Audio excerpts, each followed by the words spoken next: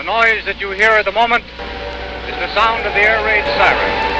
The walk is the Blitz, and it is Thursday afternoons at 2:30 from St Paul's underground station. And it is about the Second World War, and particularly the sort of aerial bombardment of London.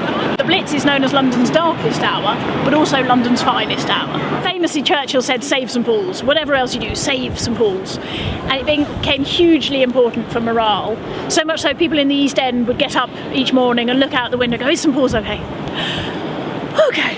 Then we can keep going." The way it was built made it particularly sort of vulnerable to attack, because Wren wanted this enormous dome on the skyline, and what kept St Paul's safe was volunteers known as the Night Watch, who basically lived in St Paul's, and every night they were up on the rooftops, up in the dome space with buckets of sand ready to put out fires. We go on a big loop around St Paul's. We go to Paternoster Square first of all, and then Greyfriars Christ Church, which was a church that was burnt out on the 29th of December 1940, and it was one of the biggest churches in the city before the war, but they decided to turn it into this garden, so we have trellis where the columns were, and the planted area is more or less the pews, so you get quite a good idea of the feel of, and actually the scale of, as it would have been. We head up towards the Museum of London and skirt along the edge of the Barbican and come back past the Guildhall. The Guildhall, with its fine banqueting chambers and frescoed walls, was severely damaged.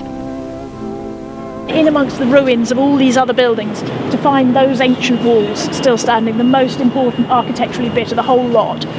Incredibly moving. There is this very strong idea about the Blitz spirit and how tough it was in London, and people kept going against the odds and just fighting on and things. And I think it's not universally true, but there's definitely instances of that. Noel Mander worshipped round the corner at St Vidas, and he was here on the 29th of December, and he said he'd never forget the sound of the bells crashing down from the towers when the bell supports had burnt, and the sound of the organs. The hot air got forced through the organ pipes.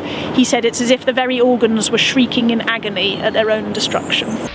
Just the sound of footsteps walking along the street, like ghosts shod with steel shoes. A taxi draws up just in front and stops, just waiting for that red light to change to green while the siren howls.